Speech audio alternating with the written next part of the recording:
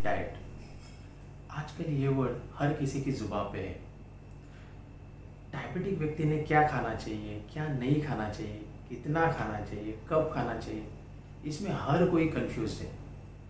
क्योंकि मार्केट में भी कोई ना कोई एक्सपर्ट हर रोज़ नई नई टेक्निक लेके आ रहा है। तो फॉलो किसको करे, ये मेन तकलीफ है। तो दोस्तों, आज हम इस वीडियो में इसी टॉपिक के बारे में डिस्कशन करेंगे।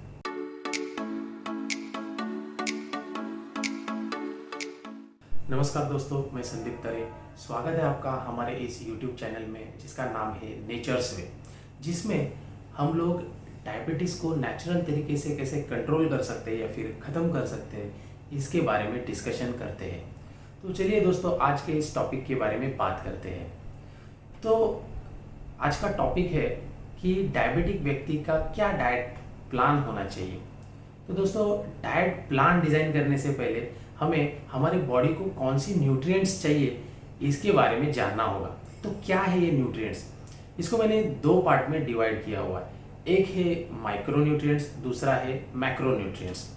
अभी मैक्रो न्यूट्रिएंट्स जो है वो हमारी बॉडी को ज़्यादा क्वांटिटी में in compare to micro nutrients लगती है। तो मैक्रो न्यूट्रिएंट्स में क्या आता है? तो उसमें है carbohydrates, proteins, fats, water and fibre. फिर माइक्रो न्यूट्रिएंट्स में क्या आता है? तो विटामिन्स एंड मिनरल्स। अभी न्यूट्रिएंट्स तो आपको समझ में आ गए। अभी इन न्यूट्रिएंट्स का हमारे बॉडी के लिए क्या उपयोग है, इसको समझते हैं। देखो, न्यूट्रिएंट्स के कई सारे उपयोग है, बट सारे उपयोग मैं एक वीडियो में आपको नहीं बता सकता। तो मैंने इन उपयोग को 3 मेजर कैटेगरी में डिवाइड किया हुआ है। तो वो है एक एनर्जी फंक्शन, दूसरा है बॉडी बिल्डिंग फंक्शन, तीसरा है प्रोटेक्शन फंक्शन। तो ये 3 कैटेगरी में मैंने इनको डिवाइड किया हुआ है। तो चलिए देखते हैं स्टेप बाय स्टेप। तो पहला आता है एनर्जी फंक्शन। न्यूट्रिएंट्स का सबसे महत्वपूर्ण उपयोग है कि हमारी बॉडी को, मतलब हमारे बॉडी के सेल्स को एनर्जी सप्लाई करना। देखो, हमारे एनर्जी मिलेगी तभी तो हम जिंदा रह पाएंगे, और हमारे बेसिक नीड है कि हमारे सेल्स को एनर्जी मिले। तो ये न्यूट्रिएंट्स सबसे बेसिक नीड जो है, जो एनर्जी सप्लाई करना, उसका काम करते हैं। तो सारे न्यूट्रिएंट्स का काम है एनर्जी सप्लाई करना, बट इनमें भी मैक्रो न्यूट्रिएंट्स जो है उसमें से जो कार्बोहाइड्रेट्स का जो पार्ट है, वो कार्बोहाइड्रेट सबसे ज़्यादा एनर्जी सप्लाई करने का काम करती है। अभी सेकंड आता है कि बॉडी बिल्डिंग फंक्शन। तो न्यूट्रिएंट्स देखो हमेशा हमारे बॉडी सेल्स को डेवलप करने का काम करती रहती है। देखो, सेल्स हमेशा डेवलप होते रहते हैं। वो क्यों डेवलप होते हैं? तो उसके 2 रीजन्स है। एक है कि उनका नेचुरल लाइफ पीरियड। देखो, हर सेल का अलग अलग नेचुरल मतलब लाइफ पीरियड है। कोई सेल का 1 घंटे का लाइफ पीरियड है, किसी का 1 दिन का, किसी का 1 महीने का, तो किसी का 1 साल का। हमारे बॉडी की सबसे पुरानी सेल्स 12 साल की है, यानी कि एक तब। तो देखो, ये आप खुद भी ऑब्जर्व कर सकते हो कि हमारे शरीर में हर 12 साल के बाद एक महत्वपूर्ण बदलाव नजर आते हैं। तो ये हो गया सेल्स का नेचुरल लाइफ पीरियड, जो न्यूट्रिएंट्स फिर वो रीजनरेट करने का काम कर रही है। अभी सेल्स की डेवलपमेंट का दूसरा रीज़न है कि हम लोग एक्सरसाइज करते हैं या फिर कोई फिजिकल मूवमेंट जब भी हम लोग करते हैं, तो हमारे सेल्स डैमेज होते हैं, तो इनको रिकवर होना पड़ता है। तो हमारे न्यूट्रिएंट्स इनको रिकवर करने का काम करती है।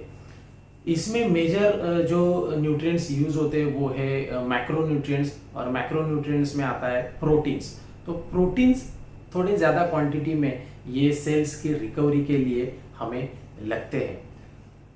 दोस्तों, इसमें एक महत्वपूर्ण पॉइंट मैं आपको बताता हूँ कि हमें लगता है कि हम जो प्रोटीन खा रहे हैं वही डायरेक्टली हमारे सेल्स में यूज़ हो रहा है। तो ऐसी बात नहीं है। हमारे सेल्स का खुद का मैकेनिज्म है। हर सेल का अलग अलग मैकेनिज्म है प्रोटीन बनाने का। तो वो खुद वो मैकेनिज्म से अपना प्रोटीन बना लेते हैं। यस, इट इज़ राइट कि हम जो प्रोटीन खा रहे हैं उसका कुछ हिस्सा वो ज़रूर यूज़ करते हैं, बट ऐसा नहीं है कि पूरा का पूरा हम जो प्रोटीन खा रहे हैं और बहुत सारा प्रोटीन हमें खाना चाहिए जिससे इनका फुलफिलमेंट हो जाएगा, तो ऐसी बात नहीं है। बाकी न्यूट्रिएंट्स भी यूज़ करके हमारे सेल्स उनका प्रोटीन खुद बनाते हैं। अभी तीसरा उपयोग जान लेते हैं, वो है प्रोटेक्शन। तो न्यूट्रिएंट्स का तीसरा महत्वपूर्ण उपयोग है कि बॉडी को प्रोटेक्ट करना। अभी बॉडी को प्रोटेक्शन क्यों चाहिए? देखो, हम जब भी स्ट्रेस में होते हैं, हम कुछ अनवांटेड चीज़ों का सेवन करते हैं, कभी कुछ नशीले पदार्थों का सेवन करते हैं, लाइक दारू, सिगरेट, तंबाकू। अभी कोरोना वायरस था, तो ऐसे वायरसों से बचने के लिए, कभी क्लाइमेट चेंज हो रहा है, तो इन सारी परिस्थितियों से बचने के लिए हमें हमारे बॉडी का डिफेंस मैकेनिज्म मजबूत रखना पड़ता है। देखो दोस्तों, अगर हमें इस मदर अर्थ पर सरवाइव करना है तो हमारी बॉडी की इम्यूनिटी पावर हमें स्ट्रांग रखनी होगी, और न्यूट्रिएंट्स एग्जैक्टली वही काम करते हैं कि हमारे इम्यूनिटी पावर को वो बढ़ाते हैं या फिर स्ट्रांग बनाते हैं। और इन न्यूट्रिएंट्स में सबसे महत्वपूर्ण किरदार जो निभाता है वो है माइक्रो न्यूट्रिएंट्स, मतलब विटामिन्स एंड मिनरल्स। तो ये विटामिन्स एंड मिनरल्स ज़्यादा क्वांटिटी में ये काम करते हैं कि बॉडी की इम्यूनिटी पावर बढ़ाए। तो दोस्तों, अभी हम लोगों ने जान लिया कि न्यूट्रिएंट्स हमारी बॉडी के लिए कितने महत्वपूर्ण हैं। अभी आप बोलोगे कि ठीक है, ये बात तो समझ में आ गई, पर हमें ये न्यूट्रिएंट्स पाने के लिए खाना क्या है? क्योंकि उपयोग याद नहीं रहे तो भी चलेगा, लेकिन क्या खाना है ये याद रखना बहुत ज़रूरी है। तो चलिए जानते हैं कि ये न्यूट्रिएंट्स हमें क्या खाने से मिलेंगे, या फिर ये न्यूट्रिएंट्स के सोर्सेस क्या है। अभी उसमें फर्स्ट हम लोग बात करते हैं मैक्रो न्यूट्रिएंट्स की। मैक्रो न्यूट्रिएंट्स में पहला आता है कार्बोहाइड्रेट्स। अभी कार्बोहाइड्रेट्स हमें क्या खाने से मिलेंगी? तो अनपॉलिश्ड चावल, ज्वार, बाजरा, नाचनी, इनकी रोटी, फिर गेहूं की रोटी। गेहूं की रोटी कभी कभार आप खा सकते हो, रोज़ नहीं। फिर आपकी वेजिटेबल्स है, फिर green leafy vegetables, fruit vegetables, फिर बहुत सारे फ्रूट्स है। इन सब में हमें कार्बोहाइड्रेट्स मिलती है। नेक्स्ट आता है प्रोटीन्स। अभी प्रोटीन्स हमें क्या खाने से मिलेगा?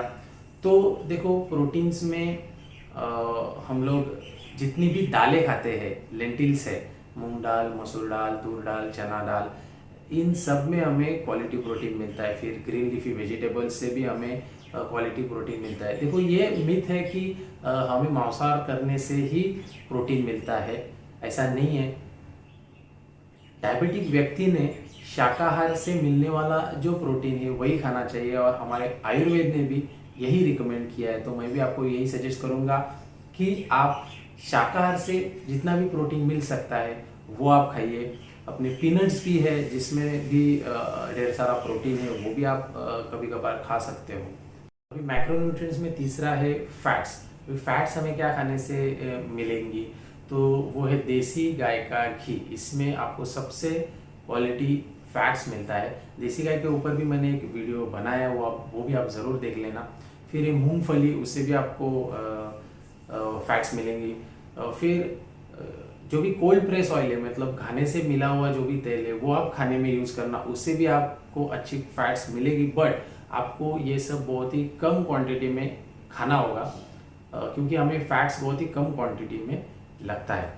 उसके बाद है फाइबर। वाटर तो आप पीते ही हो। फिर फाइबर में आपको क्या क्या खाना चाहिए फाइबर के लिए? तो उसमें है जितने भी रॉ वेजिटेबल्स आप खा सकते हो, फिर गाजर, ककड़ी, बीट, गोभी, ये सब सैलड आप जितना भी खाओगे उन सब में आपको क्वालिटी फाइबर मिलेगा। और मैं आपको एक बहुत ही इम्पोर्टेंट चीज़ बताना चाहता हूँ कि डायबिटिक व्यक्ति ने अपने आहार में सबसे ज़्यादा फाइबर ही खाना चाहिए। तो ये आप हमेशा याद रखना कि आपके भोजन में फाइबर सबसे ज़्यादा होना चाहिए। अभी मैक्रोन्यूट्रिएंट्स हो गए। अभी माइक्रोन्यूट्रिएंट्स के क्या क्या सोर्सेस है वो देखते हैं। माइक्रोन्यूट्रिएंट्स में आता है विटामिन्स एंड मिनरल्स। अभी विटामिन्स में क्या क्या है? तो ए, बी, सी, डी, ई, के, ये सब विटामिन्स है। ये विटामिन्स आपको ग्रीन लीफी वेजिटेबल्स और फ्रूट्स से मिलेगी। देखो, सनलाइट से भी आपको विटामिन डी मिलता है, ये ऐसा कहा जाता है। बट एक चीज़ मैं आपको बताता हूँ कि आप जितने भी विटामिन्स बाकी आहार से ले रहे हो, उनको एक्टिवेट करने का काम ये सनलाइट करता है। तो आपको सनलाइट लेना बहुत ही ज़रूरी है। सुबह 9 बजे से पहले और शाम को 5 बजे के बाद आप सनलाइट ले सकते हो, जो कि आपके शरीर के लिए बहुत ही इम्पॉर्टेंट है। फिर आता है मिनरल्स। दोस्तों मिनरल्स मतलब क्या, तो इलेक्ट्रोलाइट्स। तो मिनरल्स में क्या क्या आता है, तो iodine, potassium, magnesium, calcium, zinc, ये सारे मिनरल्स में आते हैं। अभी इनके सोर्सेस क्या है, तो आपको फ्रूट्स एंड वेजिटेबल्स, ये तो सोर्स मिनरल्स के है ही, बट सबसे महत्वपूर्ण सोर्स है पानी। पानी में आपको सबसे ज़्यादा मिनरल्स मिलते हैं। बट आजकल हम लोग एक गलती कर रहे हैं कि आप फिल्टर का पानी पी रहे हैं, और वो फिल्टर, उस पानी का TDS लेवल है वो 0 to 10 के बीच में लाके रख रहा है, जिसके वजह से आपके पानी के अंदर के मिनरल्स सब कम हो रहे हैं। तो मैं आपको सजेस्ट करूंगा कि देखो, जितना कम TDS वाला आप पानी पियोगे उतने कम आपको मिनरल्स मिलेंगे। तो आप जितना ज़्यादा TDS वाला पानी पियोगे उतने ज़्यादा आपको मिनरल्स मिलेंगे। देखो अभी आपको लगता है कि ज़्यादा TDS वाला पानी पीने से कुछ अलग इश्यू हो सकते हैं, तो ऐसा कुछ नहीं है। आप 500 तक TDS का पानी भी पी सकते हो। धीरे धीरे आप अगर शुरुआत करोगे तो आपकी बॉडी उसके लिए अडॉप्ट हो जाएगी। तो मैं रिकमेंड यही करूँगा आपको कि आप थोड़ा ज़्यादा TDS वाला पानी पिए, ना कि 0 to 10 तक TDS वाला पानी पिए, जिससे आपको मिनरल्स मिलेंगे। दोस्तों इन सारी न्यूट्रिएंट्स के सोर्सेस आपको अभी पता चले। देखो इन सारी चीज़ें आप ये खाओगे तभी आपको एक संपूर्ण आहार या फिर सात्विक भोजन आपको मिल पाएगा। हमारे हजारों साल पुराने प्राचीन आयुर्वेद में भी यही सारी चीज़ें दी हुई है जो मैंने अभी आपको बताई, तो आप इनको ज़रूर फॉलो कीजिए। अभी लास्ट वाला पॉइंट जो बचा है वो है कि डायबिटिक व्यक्ति ने कितनी बार खाना चाहिए और कितना खाना चाहिए। देखो ये डाइट प्लान जो मैंने अभी आपको बताया वो सिर्फ डायबिटिक ही नहीं, नॉर्मल व्यक्ति भी फॉलो कर सकता है, क्योंकि हमारे आयुर्वेद में यही दिया है। सिर्फ डायबिटिक ही नहीं, सारे लोगों ने यही आहार ऐसे ही फॉलो करना चाहिए।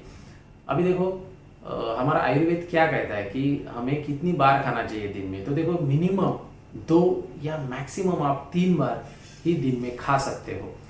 अभी खाने का जो प्लेट है वो कैसे आप डिज़ाइन करोगे, तो उसमें 50% हिस्सा जो है वो आपको फाइबर लेना होगा। मतलब जितने भी रॉ वेजिटेबल्स है, सैलड है, गाजर ककड़ी बीट, जो भी है, जो फाइबर है वो आप 50% हिस्से में लो। फिर 25% हिस्से में आप रोटी या चावल, रोटी फिर नाचनी, जवार, बाजरा, गेहूँ, इसकी होनी चाहिए अलग अलग।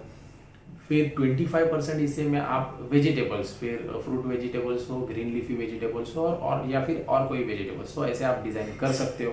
अगर आप 3 बार दिन में खा रहे हो तो तीसरी बार आप सिर्फ फ्रूट खा सकते हो, ताकि उससे भी आपको जो भी मिनरल्स और विटामिन्स है वो मिल पाए।